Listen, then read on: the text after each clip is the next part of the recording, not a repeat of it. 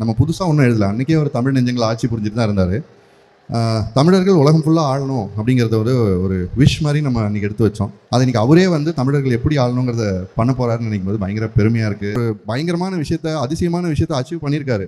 ஒரு 35% ஓட் ஷேருங்கிறது வந்து இது வரைக்கும் நடிகர்கள் யாருமே வாங்காத ஒரு ஓட் ஷேர். அண்ட் இப்போ எம்ஜிஆர் சார் வந்து ஒரு மிகப்பெரிய அச்சீவ்மெண்ட் அவர் அந்த டைமில் வந்து பண்ணது. ஆனால் அந்த டைமில் இப்போ நம்பியார் சார்லாம் வெளில போனால் கதவு மூடுவாங்களாம்.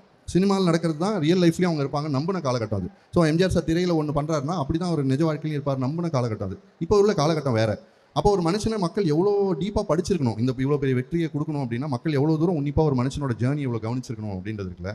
அப்படி ஒரு வேர்ட் ஷேர் வாங்கி அவர் ஜெயிச்சு வரும்போது வந்து ஒரு பெரிய பெருமையாக இருந்தது. அவர் ரொம்ப பெரிய உயரத்தில் நிற்பார். நம்ம என்ன வார்த்தையை தூக்கி வச்சாலும் அது கீழே வந்துட்டே இருக்கும். அவரை போய் ரீச்சே பண்ணாது. அவர் உண்டாக்கி வச்சிருக்க ஸ்டார்டம் கிட்டே போகாது அது. அப்போ நம்ம அதை ஸ்க்ராச் பண்ணிட்டு இல்லை வேற யோசி, அவரோட ஸ்டார்டம் ஒட்டுற மாதிரி இன்னும் கொஞ்சம் பெரிய வார்த்தையை யோசி, இன்னும் கொஞ்சம் பெரிய வார்த்தையை புஷ் பண்ணிட்டே இருப்போம். ஸோ அப்படி தான் கிட்டத்தட்ட ஒரு 4-5 பல்லவி எழுதி பார்த்து இல்லை இது பத்தலை, அவரோட ஸ்டார்டம் இது பத்த மாட்டேங்குதுன்னு தள்ளிட்டு கடைசியாக ஒரு பேரை வரலாறுக்கு வந்து லேண்ட் ஆனோம்.